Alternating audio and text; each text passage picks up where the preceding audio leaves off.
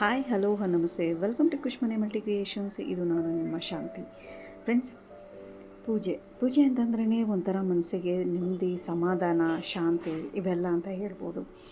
But ಮನೆಗೆ ಒಳ್ಳೆ negative energy ಎಲ್ಲ ಹೋಗಿ ಪಾಸಿಟಿವ್ ಎನರ್ಜಿ ಬರಲಿ, ಪಾಸಿಟಿವ್ ವೈಬ್ಸ್ ಬರಲಿ ಅಂಥೇಳಿ ನಾವು ಪೂಜೆಗಳನ್ನ ಮಾಡ್ತಾಯಿರ್ತೀವಿ. ಜೊತೆಗೆ ಮನೆಗೆ ಒಳ್ಳೆಯದಾಗಲಿ ಮತ್ತು ವೃದ್ಧಿ ಆಗಲಿ ಅಂತ ಪ್ರತಿಯೊಂದಕ್ಕೂ ನಾವು ಪೂಜೆ ಮಾಡ್ತಾನೇ ಇರ್ತೀವಿ. ಸೊ ಹಾಗೇ ಅವ್ರವ್ರ ಮನೆ ಸಂಪ್ರದಾಯದ ಪ್ರಕಾರ ಪೂಜೆಗಳು ಮಾಡ್ಕೊಂಡು ಬರ್ತಾ ಇರ್ತೀವಿ. ಮತ್ತು ಅವ್ರವ್ರ ಮನೆ ದೇವರಿಗೆ ಇಷ್ಟಪಟ್ಟು ತುಂಬ ಶ್ರದ್ಧೆ ಭಕ್ತಿಯಿಂದ ಪೂಜೆ ಮಾಡ್ಕೊಂಡು ಬರ್ತಾ ಇರ್ತೀವಿ. ಇದೆಲ್ಲದ್ರ ಜೊತೆಗೂ ನಾವೇನು ಮಾಡ್ತೀವಿ, ಮನೆಗೆ ಲಕ್ಷ್ಮೀ ಅನುಗ್ರಹ ಬೇಕು ಅಂತಲೂ ಆಸೆ ಪಡ್ತಾ ಇರ್ತೇವೆ. ಲೈಕ್ ಯಾವ ಥರ ಒಂದು ಮನೆ ಕಟ್ಟೋ ವಿಷಯದಲ್ಲಾಗಿರ್ಬೋದು, ಎಜುಕೇಷನಲ್ಲಾಗಿರ್ಬೋದು, ಈ ಥರದ್ರಲ್ಲೆಲ್ಲ ನಾವು ಒಬ್ಬೊಬ್ಬರು ಅವರು ಮಾಡೋ ಬಿಸ್ನೆಸ್ಸಲ್ಲಿ ಪ್ರತಿಯೊಂದರಲ್ಲೂ ಲಕ್ಷ್ಮೀದೇವಿ ಆಶೀರ್ವಾದ ಬೇಕೇ ಬೇಕು ಅಂಥೇಳಿ ನಮ್ಮ ಕೋರಿಕೆಗಳನ್ನ ದೇವ್ರ ಮುಂದೆ ಇಡ್ತೀವಿ. ಹಾಗೆ ಲಕ್ಷ್ಮಿನ ಮನೆಗೆ ಹೇಗೆ ಬರಮಾಡ್ಕೊಬೋದು ಅಂಥೇಳಿ ತುಂಬ ಜನ ತುಂಬ ರೀತಿಯಲ್ಲಿ ಪದ್ಧತಿಗಳನ್ನ ಫಾಲೋ ಮಾಡ್ತಾ ಇರ್ತಾರೆ. ಒಬ್ಬೊಬ್ಬರು ಸಂಪ್ರದಾಯ ಪ್ರಕಾರವಾಗಿ ಬಂದಿರೋ ಪದ್ಧತಿಗಳನ್ನೂ ಫಾಲೋ ಮಾಡ್ತಾ ಇರ್ತಾರೆ. ಇನ್ನೂ ಕೆಲವೊಬ್ಬರು ತಮಗೆ ಗೊತ್ತಿಲ್ಲದೆ ಇರೋದನ್ನು 4 ಜನರ ಮುಖಾಂತರ ತಿಳ್ಕೊಂಡು ಕೆಲವೊಂದು ಅವ್ರಿಗಿಷ್ಟ ಆಗೋ ರೀತಿಲಿ ಲಕ್ಷ್ಮೀ ದೇವಿನ ಯಾವ ರೀತಿಲಿ ಬರಮಾಡ್ಕೋಬೋದು ಅಂಥೇಳಿ ತಿಳ್ಕೊಂಡು ಸಹ ಫಾಲೋ ಮಾಡೋ ಜನ ತುಂಬ ಜನ ಇದ್ದೀವಿ. ಸೊ ಅದೇ ರೀತಿಲಿ ನಾನು ಕೂಡ ನನಗೆ ತಿಳಿದಿರೋ ಒಂದು ಚಿಕ್ಕ ಪೂಜಾ ವಿಧಾನನ ನಾನು ನಿಮಗೆ ಇಲ್ಲಿ ತೋರಿಸ್ಬೇಕು ಅಂದ್ಕೊಂಡಿದ್ದೀನಿ. ಅದೇನಪ್ಪ ಅಂತಂದರೆ ಯಾಕೆ ಅಂತಂದರೆ ಲಕ್ಷ್ಮೀ ದೇವಿನ ನಮ್ಮ ಮನೆಗೆ ಹೇಗೆ ಪೂಜೆ ಮುಖಾಂತರ ಕರೆಸ್ಕೋಬೋದು ಅಂಥೇಳಿ ನಾನು ಇಲ್ಲಿ ಸಣ್ಣದಾಗಿ ನನಗೆ ತಿಳಿದಿರೋ ಒಂದೇ ಒಂದು ಚಿಕ್ಕ ಪದ್ಧತಿನ ನಾನು ಇಲ್ಲಿ ನಿಮಗೆ ತೋರಿಸ್ತಾ ಇದ್ದೆ. ಪದ್ಧತಿ ಅಂತಲೂ ಹೇಳ್ಬೋದು, ಇನ್ನೊಬ್ಬರು ನೋಡಿ ನಾವು ಕಲ್ತ್ಕೊಂಡಿದ್ದೀವಿ ಅಂತಲೂ ತಿಳ್ಕೊಂಡಿದ್ದೀವಿ ಅಂತಲೂ ಹೇಳ್ಬೋದು. ಇಲ್ಲಿ ನೀವು ನೋಡ್ತಾ ಇರಬಹುದು, ನಾನು ಬೆಳ್ಳಿದು ಒಂದು ಚಿಕ್ಕ ಸೇರು ತೊಗೊಂಡಿದ್ದೀನಿ. ಸೇರಂತಂದರೆ ಒಂದು ದೊಡ್ಡದಿರುತ್ತೆ, ಇಲ್ಲ ಅದರಲ್ಲಿ ಪಾವು ಅನ್ನೋದು ಇರುತ್ತೆ. ಈಗ ಆಗಿನ ಕಾಲದಲ್ಲಿ ನಾವು ಇದನ್ನೆಲ್ಲ ದೊಡ್ಡವರು ಮನೇಲಿ ಇಟ್ಟಿರ್ತಾರೆ. ಇದು ಎಲ್ಲರ ಮನೇಲೂ ಇದ್ದೇ ಇರುತ್ತೆ. ಈಗ ಕೆಲವೊಬ್ಬರು ಮನೆಗಳಲ್ಲಿ ಇರಲ್ಲ ಅಷ್ಟೇ. ಆದರೆ ಮ್ಯಾಕ್ಸಿಮಮ್ ನಾವು ನೋಡ್ಬೋದು ಎಲ್ಲರ ಮನೇಲಿ ಹಳೆ ಕಾಲದ ಪದ್ಧತಿಲಿರೋ ಕಬ್ಬಿಣದ ಸೇರು ಬರುತ್ತಲ್ಲ, ಸೇರು ಪಾವು ಇವೆಲ್ಲವೂ ಇದ್ದೇ ಇರುತ್ತೆ. ಸೊ ಅದಿಲ್ಲ ಅಂದ ಪಕ್ಷದಲ್ಲಿ ನಾವು ಅದನ್ನು ತೊಗೋಬೋದು. ಇಲ್ಲಾಂತಂದರೆ ಬೆಳ್ಳಿದೇನಾದ್ರು ತೊಗೊಳಕ್ಕೆ ಇಷ್ಟ ಇದ್ದರೆ ಬೆಳ್ಳಿದು ಈಗೆಲ್ಲ ಜ್ಯುವೆಲರಿ ಅಂಗಡಿಗಳಲ್ಲಿ ಸಿಗುತ್ತೆ. ಸೊ ನಿಮಗಿಷ್ಟ ಬಂದಿರೋ ರೀತಿಯಲ್ಲಿ ಯಾವುದಾದ್ರೂ ಸಣ್ಣ ಪುಟ್ಟ ನಮ್ಮ ಕೈಯಲ್ಲಾದಷ್ಟು ಯಾವುದಾಗುತ್ತೋ ಅದನ್ನು ತೊಗೊಬೋದು. ಈ ಸೇರನ್ನ ಇಟ್ಟು ಪೂಜೆ ಮಾಡೋದನ್ನು ಏನಕ್ಕೆ ನಾನು ಹೇಳ್ತಾ ಇದ್ದೀನಿ ಅಂತಂದರೆ, ಇದು ಲಕ್ಷ್ಮೀ ಸ್ವರೂಪ ಆಗಿರೋದ್ರಿಂದ ನಾವು ಲಕ್ಷ್ಮೀನ ಬರಮಾಡ್ಕೊಳೋದಕ್ಕೆ ಇದು ಒಂದು ಪೂಜಾ ವಿಧಾನ ಅಂತ ಹೇಳ್ಬೋದು. ಅದಕ್ಕೋಸ್ಕರ ಇದನ್ನು ನಾನು ನಿಮಗೆ ತೋರಿಸೋದಕ್ಕೆ ಈ ವಿಡಿಯೋನ ಮಾಡಿದ್ದೀನಿ. ನೀವು ನೋಡ್ತಾ ಇರ್ಬೋದು, ನಾನು ಚಿಕ್ಕದು ಒಂದು ಬೆಳ್ಳಿ ಸೇರನ್ನ ತೊಗೊಂಡಿದ್ದೀನಿ. ಇದನ್ನು ಚೆನ್ನಾಗಿ ತೊಳೆದು ಇದಕ್ಕೆ ಅರಿಶಿನ ಕುಂಕುಮ ಇಟ್ಟು, ಹಾಗೆ ಸೇರು ಒಳಗಡೆ ಅರಿಶಿನ ಕುಂಕುಮ ಹಾಕಿ ₹1 ಕಾಯಿನ ನಾನು ಈ ಸೇರು ಒಳಗಡೆ ಹಾಕ್ತಾಯಿದ್ದೀನಿ.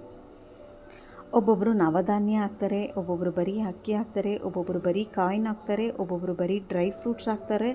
ಈ ಥರ ಒಬ್ಬೊಬ್ಬರು ಒಂದೊಂದು ರೀತಿಲಿ ಹಾಕ್ತಾರೆ. ನಾನು 5 ಥರ ಹಾಕೋಣ ಅಂಥೇಳಿ ಅರಿಶಿನ ಕುಂಕುಮ ಮತ್ತು ಕಾಯಿನು, ಅಕ್ಕಿ ಮತ್ತು ಬೆಳ್ಳಿ ಕಾಯಿನು ಮತ್ತು ದೇವರ ವಿಗ್ರಹ ಇಷ್ಟನ್ನು ಸೇರಿ ನಾನು ಈ ಸೇರೊಳಗಡೆ ಇಡ್ತಾಯಿದ್ದೀನಿ.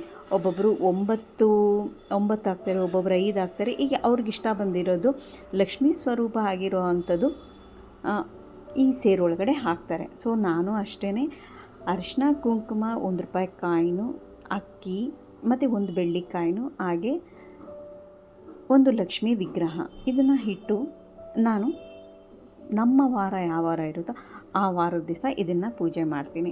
ಏಕಂತಂದರೆ ಇದನ್ನಿಟ್ಟರೆ ಒಂದು ಅನ್ನಪೂರ್ಣೇಶ್ವರಿ ಆಗಿರ್ಬೋದು, ಲಕ್ಷ್ಮೀ ದೇವಿ ಆಶೀರ್ವಾದ ಆಗಿರ್ಬೋದು, ನಮಗೆ ತುಂಬಾ ಚೆನ್ನಾಗಿ ಸಿಗುತ್ತೆ ಅಂತ ನಾನು ಇದು ಇಟ್ಟು ಪೂಜೆ ಮಾಡಿದಾಗ್ಲಿಂದನೂ ಸಹ ನನಗೆ ತುಂಬಾ ಒಳ್ಳೆಯದಾಗಿದೆ. ಈವನ್ ನಮ್ಮ ಮನೇಲಿ ನಾವು ಎಲ್ಲರೂ ವರಮಹಾಲಕ್ಷ್ಮಿ ಹಬ್ಬದ ಟೈಮಲ್ಲಿ ಸೇರನ್ನ ಇಟ್ಟು ಪೂಜೆ ಮಾಡೋದು ನಮ್ಮ ಮನೇಲಿ ಇದೆ. ಅಂತಂದರೆ ಅಕ್ಕ ಮನೆಯಿಂದನೂ ಬಂದಿದೆ. ಅಮ್ಮ ಮನೆಯಿಂದ ಆಗಿರ್ಬೋದು, ಅಕ್ಕ ಮನೆಯಿಂದ ಆಗಿರ್ಬೋದು, ನಾವು ಈ ಸೇರನ್ನ ಇಟ್ಟು ಪೂಜೆ ಮಾಡೋ ಪದ್ಧತಿ ನಮ್ಗೆ ಆಗ್ಲಿಂದನೂ ಬಂದಿದೆ.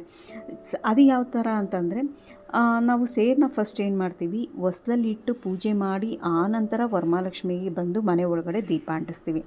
ನಿಮಗೇನಾದರೂ ಇಂಟ್ರೆಸ್ಟ್ ಇದ್ದರೆ ನಮ್ಮ ಚಾನಲಲ್ಲಿ ನಾನು ಹೊಸ್ಲು ಪೂಜೆ ಮಾಡಿ ಸೇರ್ನಿಟ್ಟು ಹೊಸ್ಲು ಪೂಜೆ ಮಾಡಿರೋದನ್ನು ವಿಡಿಯೋನ ಅಪ್ಲೋಡ್ ಮಾಡಿದ್ದೀನಿ. ನಿಮಗೇನಾದರೂ ಇಂಟ್ರೆಸ್ಟ್ ಇದ್ದರೆ ನೀವು ಅಲ್ಲಿ ಹೋಗಿ ಚೆಕ್ ಮಾಡ್ಬೋದು. ಹಾಗೆ ನಾನು ಮುಂದಿನ ವಿಡಿಯೋದಲ್ಲೂ ಅದನ್ನು ಇನ್ನೂ ಒಂದು ಸಲ ಅದನ್ನು ವಿಡಿಯೋ ಮಾಡಿ ಅಪ್ಲೋಡ್ ಮಾಡೋದಕ್ಕೆ ನಾನು ಟ್ರೈ ಮಾಡ್ತೀನಿ. ಈಗ ನಾವು ಮನೆ ಒಳಗಡೆ ಸೇರನ್ನ ದೇವ್ರ ಮನೆ ಒಳಗಡೆ ಇಟ್ಟು ಪೂಜೆ ಮಾಡೋದನ್ನು ನಾನು ಇಲ್ಲಿ ನಿಮಗೆ ತೋರಿಸ್ತಾ ಇದ್ದೀನಿ. ಏಕಂತಂದರೆ ಎಲ್ಲರಿಗೂ ಲಕ್ಷ್ಮಿ ಅನುಗ್ರಹ ಬೇಕೇ ಬೇಕಾಗಿರೋದ್ರಿಂದ ಇದು ಒಂದು ಸಣ್ಣದ ಒಂದು ನಮ್ಮ ಚಿಕ್ಕ ಪ್ರಯತ್ನ ಅಂತಲೇ ಹೇಳ್ಬೋದು. ಸೊ ಅದರಿಂದ ನಾನು ಇದನ್ನು ಸೇರನ್ನ ಇಟ್ಟು ಮನೆ ಒಳಗಡೆ ಹೇಗೆ ಪೂಜೆ ಮಾಡ್ಕೊಳೋದು ಅಂತ ಇಲ್ಲಿ ತೋರಿಸ್ತಾ ಇದ್ದೀನಿ. ಅತಿಯಾಗಿ ನಾವೇನು ಮಾಡಬೇಕಾಗಿಲ್ಲ. ನಮ್ಮ ವಾರದ ದಿವಸ ನಾವು ಅದನ್ನು ಚೆನ್ನಾಗಿ ತುಳಿದು ಅದಕ್ಕೆ ಅರಿಶಿನ ಕುಂಕುಮ ಇಟ್ಟು ಅದಕ್ಕೆ ಅಕ್ಕಿ ಆಗಿರ್ಬೋದು, ಅಕ್ಕಿ, ಬೇಳೆ, ಬೆಲ್ಲ, ಇಲ್ಲಾಂದರೆ 9 ನವಧಾನ್ಯಗಳಾಗಿರ್ಬೋದು, ಡ್ರೈ ಫ್ರೂಟ್ಸ್ ಆಗಿರ್ಬೋದು, ಕಾಯಿನ ಆಗಿರ್ಬೋದು, ಈ ಥರ ನಿಮಗೆ ಇಷ್ಟ ಬಂದಿರೋ ಮಂಗಳಕ್ಕೆ ಸಂಬಂಧಪಟ್ಟ ಹಾಗೆ ನಾವು ಅದರೊಳಗಡೆ ಇಟ್ಟು ಪೂಜೆ ಮಾಡ್ಬೋದು. ಹಾಗೆಯೇ ನನ್ನ ಶುಕ್ರವಾರದ ಪೂಜೆನ ನಾನು ಇಲ್ಲಿ ಮಾಡಿ ನಿಮಗೆ ತೋರಿಸೋದಕ್ಕೆ ಇಷ್ಟಪಟ್ಟಿದ್ದೀನಿ. ಹಾಗಂತ ಈ ಪದ್ಧತಿನ ನೀವು ಫಾಲೋ ಮಾಡಲೇಬೇಕು, ಇದು ಮಾಡಿದ್ರೇ ಒಳ್ಳೆಯದು, ಇಲ್ಲಾಂದರೆ ಇಲ್ಲ ಅನ್ನೋ ರೀತಿಲಿ ನಾನು ತೋರಿಸ್ತಾ ಇಲ್ಲ. ನನಗೆ ತಿಳಿದಿರೋ ಒಂದು ಸಣ್ಣ ವಿಧಾನನ ನಿಮಗೆ ತೋರಿಸ್ತಾ ಇದ್ದೀನಿ ಅಷ್ಟೇ.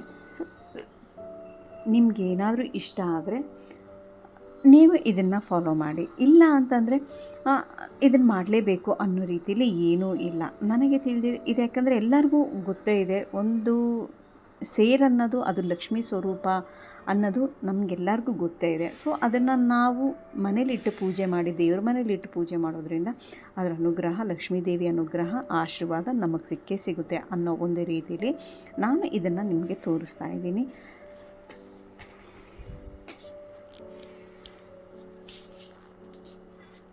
ನೋಡ್ಬೋದು, ನಾನು ದೇವ್ರ ಮನೇಲಿ ನಾವು ಒಂದು ಪೀಠ ಇಟ್ಟು ಪೀಠದ ಮೇಲೆ ಎಲೆ, ಅಡಿಕೆ, ಬಾಳೆಹಣ್ಣು ಹಾಗೆ ಈ ಸೇರನ್ನ ಇಟ್ಟು ನಾನು ಮಾಮೂಲಿಯಾಗಿ ಏನು ಕಳಸ ಇಟ್ಟು ಪೂಜೆ ಮಾಡ್ತೀವೋ ಹಾಗೆ ಕಳಸ ಇಟ್ಟು ನಾವು ಶುಕ್ರವಾರದ ಪೂಜೆನ ನಾನು ಮುಗಿಸ್ಕೊಂಡಿದ್ದೇನೆ. ನಿಮಗೇನಾದರೂ ಇಷ್ಟ ಆದರೆ ನೀವು ಈ ಸೇರನ್ನ ಇಟ್ಟು ಪೂಜೆ ಮಾಡ್ಬೋದು. ಅಕಸ್ಮಾತ್ ನಿಮ್ಮ ಮನೇಲಿ ಹಳೆ ಕಾಲದ್ದು ಏನು ಸೇರಿದೆಯೋ, ಪಾವಿದೆಯೋ ಅದಿದ್ದರೆ ಅದನ್ನೇ ನಾವು ಶುಕ್ರವಾರ ಆಗಿರ್ಬೋದು, ಇಲ್ಲ ವಾರ ಶನಿವಾರ ಆಗಿರ್ಬೋದು, ಈ ಡೇನ ಇಟ್ಟು ನೀವು ಪೂಜೆ ಮಾಡ್ಬೋದು. ಇಲ್ಲ ಅಂತಂದರೆ ನಿಮಗೇನಾದರೂ ಅನುಕೂಲ ಇದ್ದರೆ ಈಗೆಲ್ಲ ಎಲ್ಲ ಜ್ಯುವೆಲರಿ ಅಂಗಡಿಗಳಲ್ಲೂ ಬೆಳ್ಳಿದು ಸಿಗುತ್ತೆ. ಸೊ ಅದನ್ನು ತಗೊಂಡು ಸಹ ಮನೆಯಲ್ಲಿಟ್ಟು ಪೂಜೆ ಮಾಡ್ಬೋದು.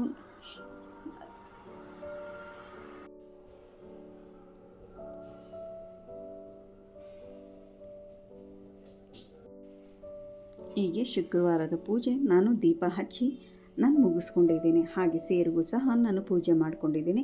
ಪ್ರತಿ ವಾರವೂ ನಾವು ದೇವರ ಏನು ಕಳಸ ಆಗಿರ್ಬೋದು, ದೀಪಗಳಾಗಿ ತೊಳಿತೀವಲ್ಲ ಆ ಟೈಮಲ್ಲಿ ಈ ಸೇರನ್ನು ಸಹ ನಾವು ತೊಳೆದಿಟ್ಕೋಬೋದು. ಆ ಸೇರೊಳಗಡೆ ಇರೋ ಅಕ್ಕಿನ ನಾವು ಅಕ್ಕಿ ಡಬ್ಬಿಗಳಲ್ಲಿ ಹಾಕ್ಕೊಂಡು, ಇಲ್ಲಾಂದರೆ ಸ್ವೀಟ್ ಮಾಡಿಕೊಂಡು, ಹೆಂಗಿದ್ರೂ ಕಳಸ ಇಡಬೇಕಾದ್ರೆ ಅಕ್ಕಿ ಇಟ್ಟಿರ್ತೀವಲ್ಲ ಆ ಅಕ್ಕಿ, ಈ ಸೇರಲ್ಲಿರೋ ಅಕ್ಕಿ ಇವೆರಡನ್ನೂ ಉಪಯೋಗಿಸಿ ನಾವು ಸ್ವೀಟ್ನ ಮಾಡ್ಕೊಂಡು ತಿನ್ಬೋದು. ಇಲ್ಲಾಂತಂದರೆ ನಾವು ಅಕ್ಕಿ ಡಬ್ಬಿ ಒಳಗಡೆ ಈ ಅಕ್ಕಿನ ಹಾಕಿ ಇಟ್ಕೋಬೋದು. ನಾನು ಮಾಡೋ ರೀತಿ ಅದೇ ಆಗಿರೋದೆ. ಮತ್ತು ಇದರೊಳಗಡೆ ಹಾಕಿರೋ ಕಾಯಿನ ನಾನೇನು ಮಾಡ್ತೀನಿ ಅಂತಂದರೆ ನಮ್ಮ ಹಸ್ಬೆಂಡ್ಗೆ ನಾನು ಕೊಡ್ತೀನಿ. ಅವರು ಅವ್ರ ಪರ್ಸಲ್ಲಿ ಇಟ್ಕೊತಾರೆ.